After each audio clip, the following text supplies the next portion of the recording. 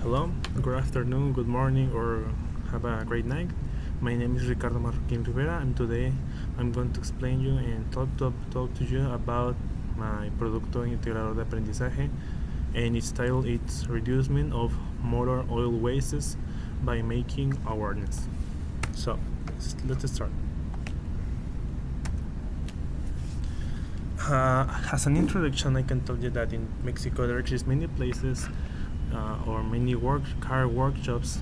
We can tell them as el mecánico, right?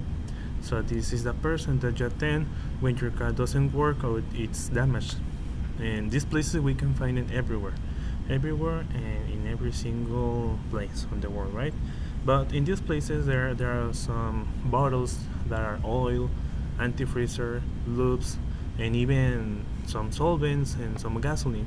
And all of these are things that are dangerous. I mean, for them, for us, and for the environment. Where is the problematic? That most of the time the workers doesn't care about the toxicity from these liquids, so from these products, right? And they even wash them. They even doesn't wash them hands before eating.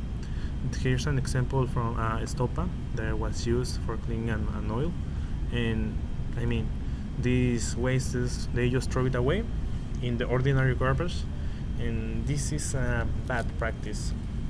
Another thing that is really common to see is to see bottles all over the place, and they can get spilled if someone passes through and just throw it, right, by an accident or intentionally. We don't know. So for us it's really ordinary to see these situations. But what happens? Where does it flow all these liquids when they get dropped? What happens if it rains, right? If it rains and the ceiling from this place isn't stable or have some dropping ice over there, it could be that it starts to flow the water with all the substances that are dropped. And what happens to this water? Have you ever think about that? Well, this water is a problem because it can flow to the local water wastes, or it can flow only to the street and make some kind of storages from water in the street, right? Some little storages, and they are drinked by animals from the environment, like dogs, like birds, like cats, or any single animal. We don't care about these water, mini water lakes, because we just pass through over them in the cars or walking by them or only walking around them. But as an example, the ethylene glycol is a solvent that smells and tastes so sweet, and for the animals it's like something attractive to consume it, right? But what can happen to this water, to the animals? Well, in chemistry there's a branch that is called toxicology that studies the effects from some chemical substances on living organisms. I'm going to read this because it's really important, including the origin, mechanism of action, health effects, and methods for preventing and treating poisoning. So the toxicology is a branch from chemistry that studies all of these parts, right? Here's the pictograms from the GHS, the Global Harmonized System. That these pictograms are made for being intuitive for every single person that is 6 years old and above, right? So there we go. Here we have a toxicology comparison table that explains you some kind of acute effects or chronic effects that we can have in our body if these compounds are ingested, right? So the diphenylamine that can be found in some motor oils, if it's ingested or is dropped in the skin, we can have like some skin or eye irritation, and its chronic effects could be a possible carcinogen.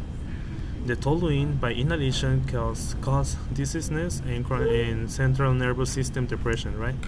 The thinner by inhalation or by dropping it on your skin can cause confusion or cardiac arrhythmia. In some chronic effects, we can have some liver damage or bone marrow depression. The ethylene glycol, as I told you, by ingestion or by dropping it on your skin, it can cause a metabolic acidosis or a renal failure. And chronic effects, it could be the kidney necrosis because of the calcium oxalate crystals that are done. So all of these compounds can be like avoided in a case that we use the recommended personal protect equipment as nitrile gloves, as chemical goggles, or a face mask for organic vapors, or some impermeable gloves. All of this can be avoided by having a well practiced so how to treat a problem. Well, none of the above information is known by the workers. Okay, and what can happen is that most of them can get intoxicated because they don't even know what are they working with. Because their boss only says like, pour that liquid in the motor and then close it and start to run it, right? So they don't care about what they're doing. If you go to a car workshop, you can find many persons that are in tennis or in some Converse, like the normal ordinary thing from their lives. So what are the actions we can take for these persons? Can be our awareness about this situation. First of all, we need to approach to our mechanical. So we ask him if he is disposing or she is disposing from the wastes he produced in the right way, right? So if he or she does it, we can advance to the next step. If it doesn't, we can give some advice. As an example from GEN, Promotor Ambiental, as a company that can gather the wastes. So the second action that we can take is like this is my proposal, an infography that explains all the toxicology from some solvents that are used, and like how can you help to protect the environment, because all of these oils can end up in the water flows that are underground.